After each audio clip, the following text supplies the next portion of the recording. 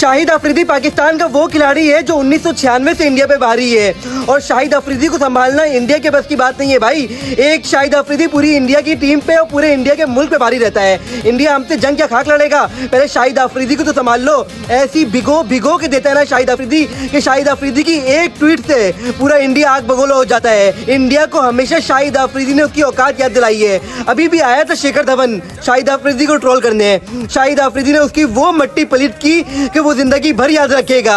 शिखर धवन, शायद तुम शाहिद अफरीदी को भूल रहे हो, तुम भूल गए हो शाहिद अफरीदी की वो इनिंग, अश्विन को 2 छक्के याद है ना एशिया कप में, जो शाहिद अफरीदी ने 2 छक्के मार के तुम्हारे बॉलर का कैरियर तबाह कर दिया था। वो 2 छक्के शाहिद अफरीदी के तुम्हारे पूरे क्रिकेट कैरियर से बारी हैं। शाहिद अफरीदी ने जो खिदमत अंजाम दिए ना अपने मुल्क के लिए, वो तुम्हारे मुल्क के किसी खिलाड़ी ने नहीं दी होगी। याद करो, शाहिद अफरीदी वो खिलाड़ी है जिसने सबसे ज्यादा छक्के मारे हैं। है तुम्हारे पास कोई ऐसा खिलाड़ी जिसने सबसे ज्यादा छक्के मारे हो? नहीं है। शाहिद अफरीदी वो खिलाड़ी है जिसने 37 बॉलों पर सेंचुरी करी थी और उसका वो रिकॉर्ड कोई 17 साल कायम रहा था। है तुम्हारे पास कोई ऐसा खिलाड़ी? नहीं है। शाहिद अफरीदी वो खिलाड़ी है जिसने दुनिया की तारीख का सबसे लंबा छक्का मारा है तुम्हारे पास कोई ऐसा खिलाड़ी? नहीं है। तो शाहिद अफरीदी वो खिलाड़ी है जो किसी भी वक्त किसी भी बॉलर का पूरा कैरियर तबाह कर देता था।